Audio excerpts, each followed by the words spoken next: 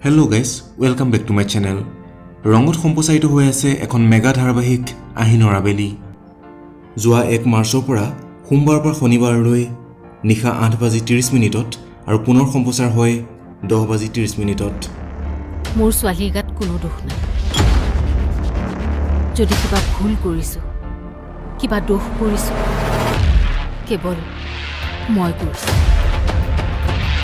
মোৰ ঠাইত আপোনালোক হোৱা হ'লে আপোনালোকেও চাগে সেই একেই সিদ্ধান্ত ল'লেহেঁতেন।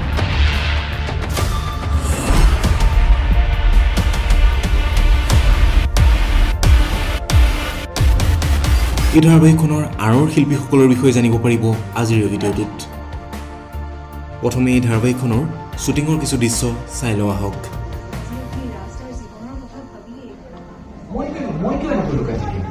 আৰু যদি সঁচাকৈ পুলিচে মোক বিচাৰি ফুৰিছে তেনেহ'লে মই আজিয়ে থানালৈ যাম। সকলো কথা বুজাই কওঁ। সঁচা কথাবোৰ প্ৰমাণ হ'বৰ কাৰণে সময় লাগিব।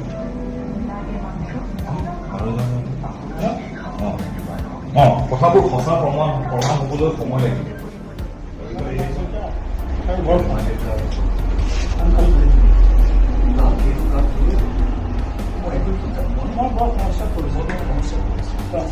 ইয়ালৈকে যাম ইয়াৰ আগতেও এই দিগন্তই তেখেতৰ ৰাতিৰ টোপনি ক্ষতি হোৱাকে এটা নিউজ কৰিছে। তেখেতৰ নিশ্চয় মনত থাকিব, আকৌ নিউজ কৰিব লাগিব। এই নিউজটো যদি টিভিত ওলায়। আহিনৰ আবেলি এই ধাৰাবাহিকখনৰ দুটা মুখ্য চৰিত্ৰ হৈছে নীৰৱ আৰু অদিতি। নীৰৱৰ চৰিত্ৰত সকলোৰে পৰিচিত অভিনেতা উৎপল দাসে অভিনয় কৰিছে। উৎপল দাসক ইয়াৰ পূৰ্বে আউসীৰ জোনাক ধাৰাবাহিকখনত দেখিবলৈ পোৱা গৈছিল। অদিতিৰ চৰিত্ৰত অভিনয় কৰিছে অভিনেত্ৰী অনন্যা পৰাশৰে। অনন্যা পৰাশৰক ইয়াৰ পূৰ্বে দুৰ্জন, মমতাজ আদি অসমীয়া চিনেমাত দেখিবলৈ পোৱা গৈছিল। তাৰোপৰি বহুকেইটা মিউজিকৰ ভিডিঅ'তো তেওঁ অভিনয় কৰিছে। নীৰৱৰ দেউতাকৰ চৰিত্ৰত অভিনয় কৰিছে দেৱজিৎ মজুমদাৰে।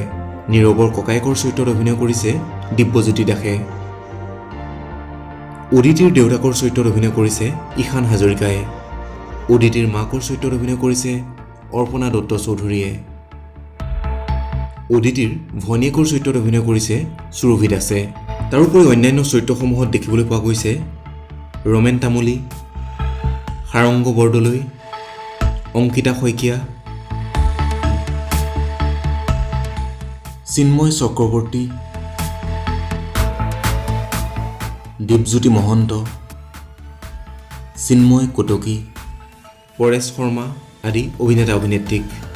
এই চিৰিয়েলখন ডাইৰেকশ্যন কৰিছে ৰূপকমল হাজৰিকাই। চিৰিয়েলখনৰ ষ্টৰিটো লিখিছে ৰূপকমল হাজৰিকা আৰু ৰিণ্টুমণি বৰাই। স্ক্ৰিপ্ট ৰাইটাৰ হিচাপে আছে বেহেৰবাৰী আউটপোষ্টৰ ৰাকেশ অৰ্থাৎ ৰিণ্টুমণি বৰা। শীৰ্ষ গীতটোত কণ্ঠনি গৰাইছে জনপ্ৰিয় কণ্ঠশিল্পী দীক্ষু শৰ্মা আৰু বৰ্ষা বৰাই। এই ধাৰাবাহিকখন চাই আপোনালোকে বাৰু কেনে পায় কমেণ্টত জনাবলৈ নাপাহৰিব। যদি ভিডিঅ'টো ভাল পালে লাইক কৰিব, ফ্ৰেণ্ডৰ লগত শ্বেয়াৰ কৰিব আৰু এনেধৰণৰ আপডেট পাই থাকিবলৈ চেনেলটো ছাবস্ক্ৰাইব কৰিব। ধন্যবাদ।